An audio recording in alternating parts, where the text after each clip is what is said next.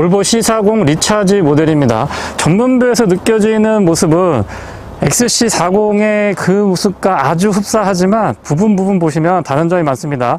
번호판 다르고요. 그릴이 좀 막혀 있죠. 그리고 자세히 보면 위쪽에 이 눈썹 라인이 조금 더 날카롭게 구성이 되어 있는 걸 보실 수가 있는데요. 어쨌거나 다른 듯 같고 같은 듯 다른 디자인이면서도 같은 플랫폼에서 전기차를 아주 괜찮게 잘 구현을 하고 있어서 매력적인 차량이라고 생각을 합니다. 리튬이온 배터리를 사용하고 있고요. 투인 모터입니다. 78kWh고요. 300kW인데 마력으로 환산을 하면 약 408마력의 토크는 67.3kg/S고요. 제로백은 4.7조, 1회 충전 최대 주행 가능 거리는 좀 전에 설명드렸던 것처럼 356km고 최고 속력은 180km에서 제한이 걸린다고 합니다. 또 전기차 선택하실 때 이 프렁크, 은근히도 프렁크에 민감한 분들이 많이 계신데 공간이 생각보다 많이 넓습니다. 이런데 마무리는 조금 날카로운 것들이 남아있어서 아쉽기는 한데 공간 구성에 있어서는 아쉬움이 전혀 없고요. 앞에 딱 열면은 기존의 엔진 자리에 모터가 자리하고 있다 보니까 깔끔하죠.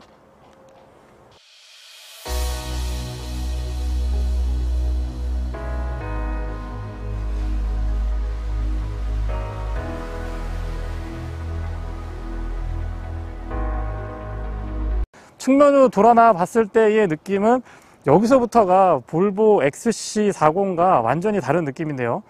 볼보 최초의 쿠페형 SUV니 바로 지금 보시고 계신 C40 리차지 모델입니다. 앞에는 약간 뭉툭뭉툭하면서 글쎄요 고릴라 느낌도 나고 침팬치 느낌도 나고 뭔가 좀 뭉툭뭉툭한 느낌이 있었다고 한다면 여기를 이렇게 자르고요. 이 윗단을 보시게 되면 굉장히 유려한 느낌의 쿠페형 라인을 제대로 잘 구현해 주고 있습니다.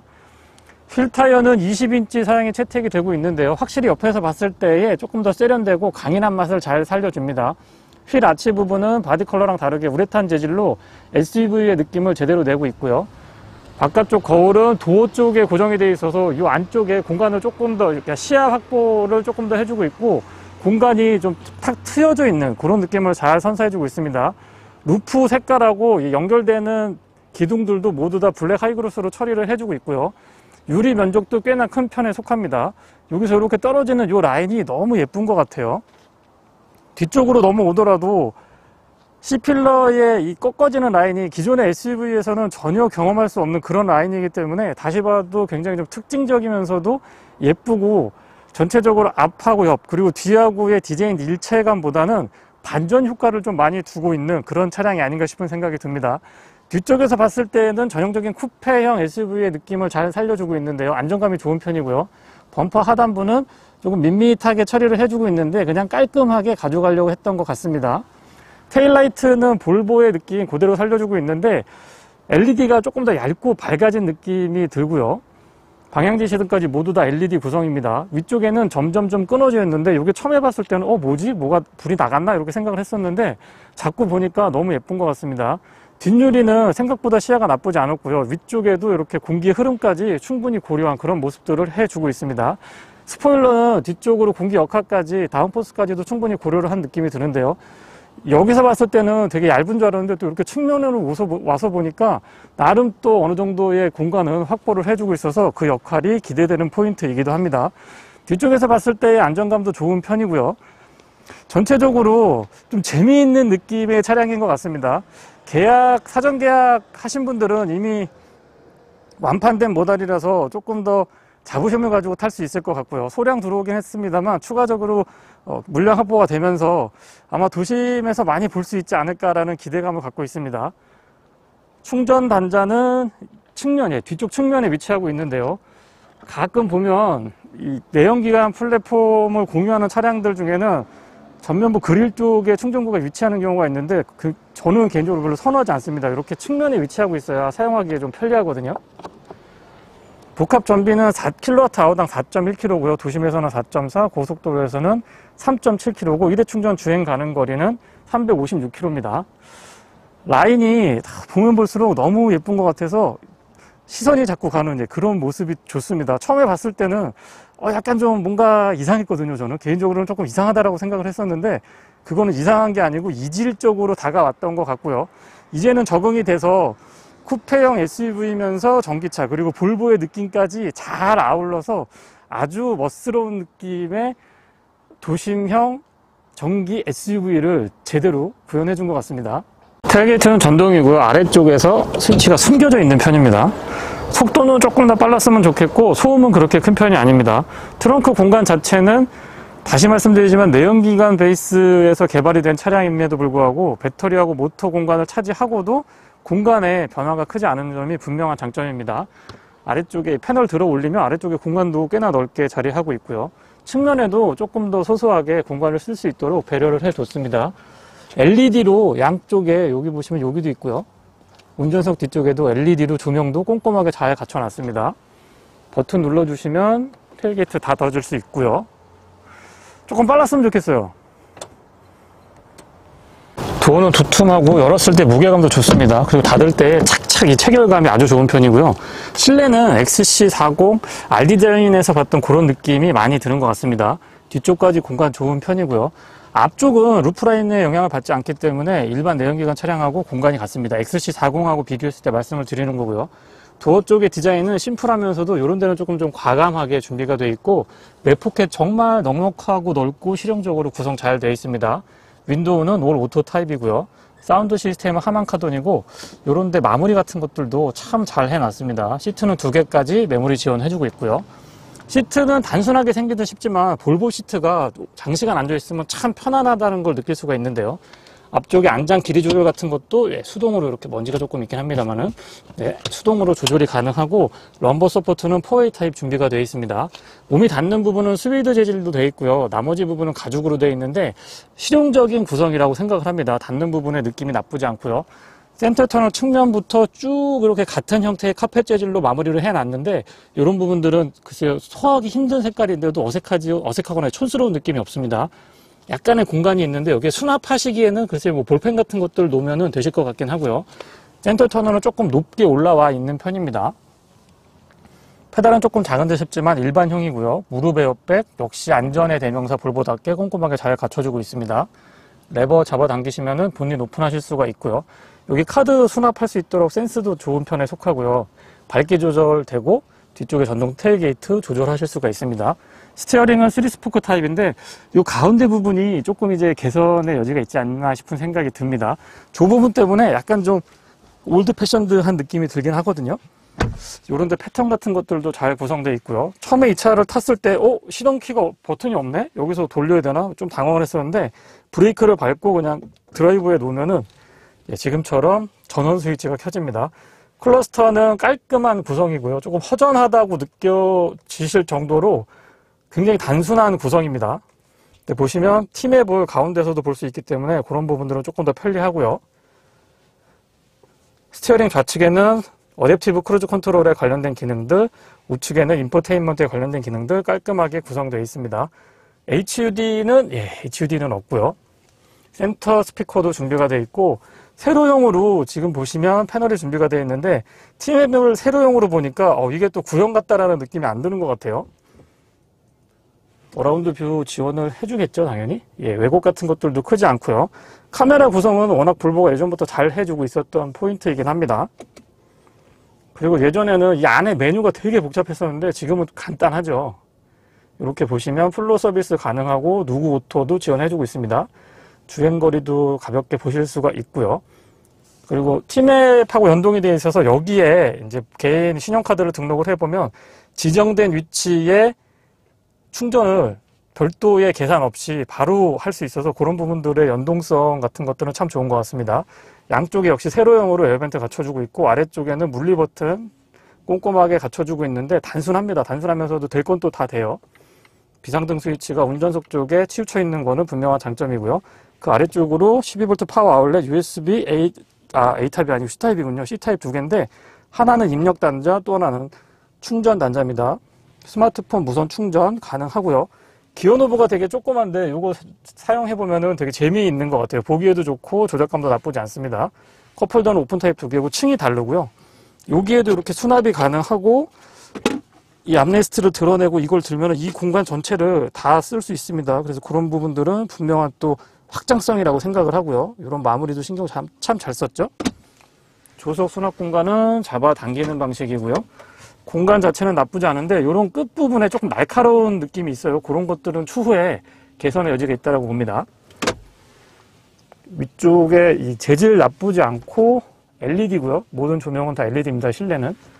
그리고 커버하고 연결이 되어 있어서 LED 조명 들어와 있고, 그 거울이 조금 컸으면 싶은 생각이 들어요. 그 루프 전체는 다 글라스로 되어 있어서 개방감이 좋은 편이고요. 그리고 LED 등은 여기에서 조절하시면 되고, 터치 타입으로 이렇게 작동이 됩니다. SS 콜도 지원해주고 있죠. 룸밀러는 테두리 부분이 얇게 처리가 되어 있고 좀 투명하게 되어 있어서 실제보다 시야가 좀 좋게 보입니다.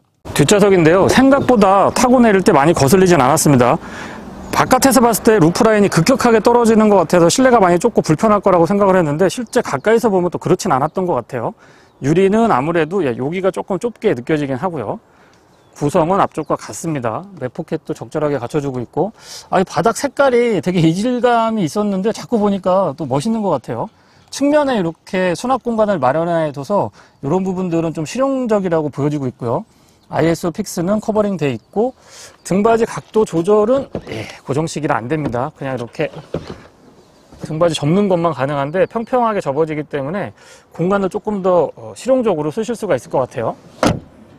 헤드레스트 연동돼 있고, 암레스트는 여기서 잡아당기면 이렇게 내려오게 돼 있고, 컵홀더는 오픈 타입으로 2개입니다. 각도가 조금 서 있는 편이고, 글쎄요, 이 헤드룸은 키가 조금 크신 분들, 덩치가 좀 있으신 분들은 불편하실 것 같습니다. 저는 키가 그렇게 크지 않기 때문에 머리가 닿거나 그러진 않았고요.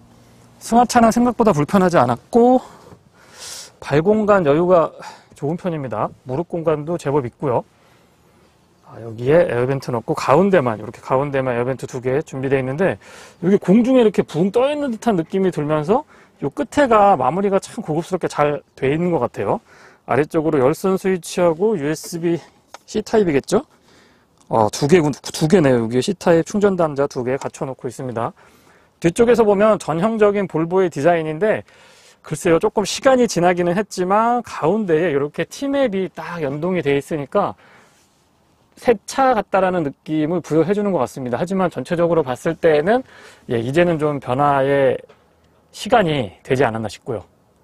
차량의 크기는 XC40 생각하시면 되는데, 물론 이제 뒤쪽이 쿠페형으로 조금 예쁘게 라인을 형성하고 있긴 합니다만은, 기본적으로는 XC40 정도의 크기를 인식하시면 될 것 같습니다.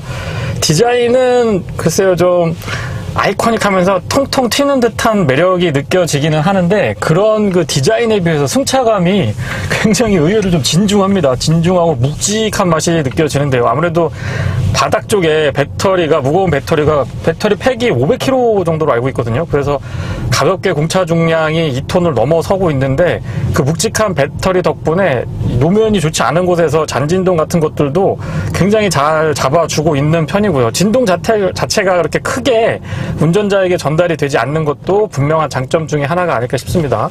스티어링의 반응은 가볍다기보다는 조금 묵직한 맛이 있는데요. 여성 운전자분들은 이 그립 때문에 조금 부담감을 느낄 수도 있겠다 싶은 생각이 듭니다. 물론 그 주차 같은 거 할 때 여성 운전자분들이 조작하시기에 무거워서 많이 좀 부담스럽고 그 정도까지는 아니고요. 앞좌석하고 뒷좌석의 승차감 차이는 생각보다 크지 않습니다. XC40을 탔을 때는 글쎄요, 조금 좀 뒷좌석이 단단하면서도 통통 튀려고 한다, 이런 느낌을 받았었는데, C40 리차지에서는 아무래도 무게중심의 변동 때문에 그런 것 같긴 합니다만 훨씬 더 좀 묵직하고요. 뒷좌석 등받이 각도가 약간 좀 아쉬워서 그렇지 승차감 자체는 그렇게 떨어지는 편은 아니네요.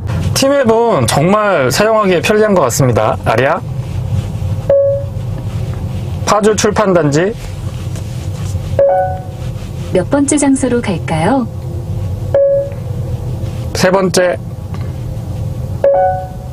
파주 출판단지 근린공원까지 T맵 추천 경로로 안내를 시작합니다. 음성 인식이 굉장히 편리하고 또 국내 소비자분들한테 너무너무 익숙한 인터페이스이기 때문에 이 부분에서 디자인의 변화가 크지 않더라도 완전히 신차, 새 차를 타고 있는 듯한 느낌을 제대로 구현해주고 있고요. 도심 지역에도 잘 어울리지만 이렇게 한적한 교외에서 완전히 친환경적인 대기오염 발생시키는 게 전혀 없죠. 완전히 친환경적인 이런 차량을 느끼는 것도 또 다른 주행의 맛이 아닐까 싶은 생각이 듭니다. 주변이 조용하기 때문에 소음하고 진동 부분에 조금 더 귀를 기울여 봤는데요. 일단 이중접합 차음 유리가 아닌데도 불구하고 풍절음 같은 경우도 제법 잘 버텨주는 편이고요. 바닥 공간보다는 상대적으로 이제 풍절음이 조금 더 신경이 쓰이기는 합니다. 아무래도 아래쪽은 똑같은 CMA 플랫폼이라고 하더라도 배터리 팩이 무게도 많이 나가지만 공간을 널쩍하게 잘 이렇게 두툼하게 막아주고 있다 보니까 그런 부분에서 바닥에서 올라오는 소음을 확실하게 좀 상쇄시켜주는 맛이 있고요. 국내 소비자분들이 전기차에 민감한 게 딱 두 가지 있다라고 요약을 할 수가 있을 것 같은데요. 첫 번째는 보조금, 그리고 두 번째는 일회 충전 주행 가능 거리입니다. 이 차의 일회 충전 주행 가능 거리는 복합 전비 기준으로 356km인데요. 300km 후반, 400km, 그 심리적인 마지노선이 400km를 넘겨줬으면 훨씬 더 좋았을 것 같기는 한데 어쨌거나 나쁘지 않은 수준이면은 분명합니다. 헤드룸 공간은 글쎄요, 넓은 편은 아니죠. 일반 차량들에 비교를 했을 때 이 쿠페형의 멋진 바디라인을 갖고 있는 만큼 또 상대적으로 좀 내줘야 될 부분이 바로 이 뒷좌석 헤드룸 공간이 아닐까 싶습니다. 하지만 지금 화면에 보이시는 것처럼 천정의 글라스가 굉장히 넓게 자리하고 있다 보니까 개방감이 좀 좋은 편이거든요. 그래서 상대적으로 헤드룸 공간이 좁고 답답하다라는 느낌은 조금 덜 받는 것 같고요. 신장이 한 175 정도까지 되시는 분들도 뒷좌석에 앉았을 때 이렇게 많이 불편하시지는 않습니다. 다만 이제 180이 넘어가는 좀 건장한 체격이시거나 아니면 앉기가 조금 크신 분들한테는 다소 좀 답답할 수도 있는 공간이죠. 배터리 용량은 78kWh로 알려져 있는데 실제로는 77.8이 정확하게 맞습니다. 마력으로 치면은 약 408마력, 토크는 67.3인가요? 67.8인가요? 어쨌든 거의 70에 가까운 토크를 발휘하기 때문에 배터리 팩으로 인해서 무게가 늘어났다고 하더라도 제로백이라든가 순발력이라든가 실질적으로 가속을 할 때 전혀 답답하다는 느낌은 받지 못했습니다. 제원상 제로백은 4.7초인데요. 그냥 신경 쓰지 않고 가볍게 들여 밟아도 4초대 후반, 5초대 초반에는 누구라도 도달할 수 있을 정도로 그 힘에 있어서의 아쉬움은 전혀 느껴지고 있지 않고요. 제로백 5초 언더로 달리는 차량들은 일반인 분들이 킥다운 같은 거 해보셨을 때 아주 시원시원하게 달리는 걸 느끼게 해주죠. 전체적인 방음 수준이 괜찮은 편이다라고 말씀을 드렸는데요. 뒷좌석에 앉았을 때 이렇게 크지 않은 SUV들은 트렁크 공간에 공명음 같은 것들이 둥둥둥둥둥 울리면서 약간 좀 울리면서 올라오는 그런 소리들이 조금 거슬리는 경향이 있는데 C40 리차지에서는 그런 부분도 크게 거슬리진 않았습니다. 확실히 이 전기차의 장점 중에 하나가 바닥 공간을 배터리팩이 듬직하게 잘 메워주고 있다 보니까 노면에서 올라오는 소음이나 바닥의 그 공명음 같은 것들은 내연기관에 비해서 우세인 거는 분명합니다. 노면이 좋지 않은 곳에서도 지금 실내로 잔진동 같은 것들이 잘 느껴지고 있지 않고요. 코너링은 같은 CMA 플랫폼을 사용하는 내연기관 차량하고 비교를 했을 때에도 확연하게 차이가 날 정도로 안정감이 좋은 편입니다. 이 전기차는 무게가 많이 나가는 거는 조금 단점이라고 생각을 합니다만은 어쨌거나 같은 플랫폼으로 전기차, 전동화 모델을 구현을 하게 되면은 확실히 코너링에서의 그 안정감은 느낄 정도로 좋아지는 것 같습니다. 뭐라고 할까, 바닥에서 이렇게 뭔가 좀 당겨주고 있다라는 느낌이 들고요. 뒷좌석 유리창은 완전히 끝까지 내려가지 않고 한 2-3cm 정도 조금 살짝 남아서 그 부분이 조금 아쉬웠고요. 위쪽에 글라스로 되어 있기 때문에 개방감이 좋은 건 좋지만 틸팅 기능이 있어서 실내 공기 순환에도 조금 도움을 받을 수 있는 그런 파노라마 타입 썬루프 구성이었으면 어땠을까 싶은 생각도 듭니다. 순간적으로 킥다운 같은 거 해보면 중력 가속이 확 느껴질 정도로 팍 치고 나가는 느낌이 좋습니다. 보통 내연기관 차량은 이 정도의 가속을 하면 뭔가 이 엔진에서 소리가 커진다든가 배기음 쪽에서 앞이나 뒤쪽에서 어떤 과한 소리가 느껴지는데 이 차량은 전혀 소리는 안 나고 그냥 차만 훅 이렇게 나가니까 또 다른 재미가 있는 것 같습니다. 최근에 전기차 시승을 많이 해보고 있는데 이제는 본격적인 전기차 시대가 열리지 않았나 싶은 생각도 들고요. 볼보 하면은 또 사운드 시스템 빼놓을 수가 없는데요. C40 리차지에는 하만 카돈이 적용되어 있습니다. 한번 들어볼게요.